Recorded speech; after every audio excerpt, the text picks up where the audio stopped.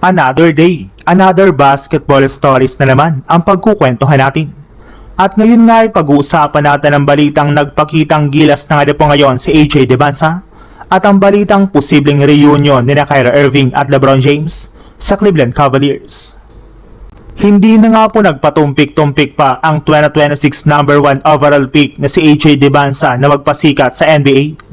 Dahil sa pangalawang game pa lang nga po nito sa Summer League ay nagkaroon na naman nga po ito ng napakagandang performance matapos nga po siyang magtala dito ng 23 points sa kanilang panalo laban sa Sacramento Kings sa score na 104-85. Dahil nga po sa ginawa niya ay nag-average na nga po siya agad sa Summer League ng 25.5 points.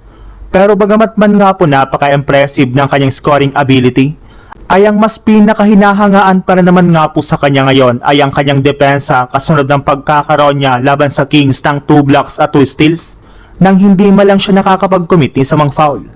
Subalit syempre may ilang mga bagay pa rin nga po sa kanyang laro na dapat ayusin dito, lalong-lalo na ang kanyang 3-point shooting. Masyado nga po siya ditong nag-i-struggle at inconsistent sa kanilang mga nakalipas na laro. Since hirap na hirap nga po siya na makagawa ng 3-pointer kaya kailangan nga po niya dito na mag-improve dahil posible nga po na gawin itong advantage ng kanilang kalaban.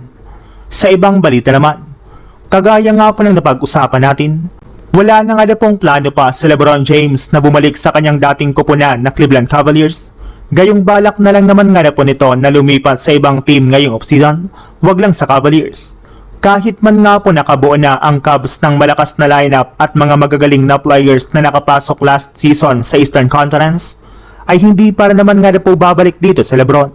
Pero hindi rin naman nga po ibig sabihin niya na wala ng posibilidad na maglarong muli sa LeBron sa Cavs, since base nga na po sa isang NBA insider, maaari pa rin nga na pong makumbinsi ng team sa LeBron na bumalik kung sakasakali man na makuha nga po nilang muli ang isa pa nilang dating superstar na si Kyrie Irving sa pamamagitan ng isang trade. May labas na rin naman nga pong isang blockbuster trade para mangyari ito, kung saan dito nga po ay makukuha ng Cleveland Cavaliers sina Kyrie Irving, Daniel Gafford at Nacho Marshall mula sa Dallas. Kuha naman nga po dito ng Miami si James Harden, habang Dallas naman ay masusungkit sina Jarrett Allen, Dennis Schroeder, Davion Mitchell at si Nikola Jovic.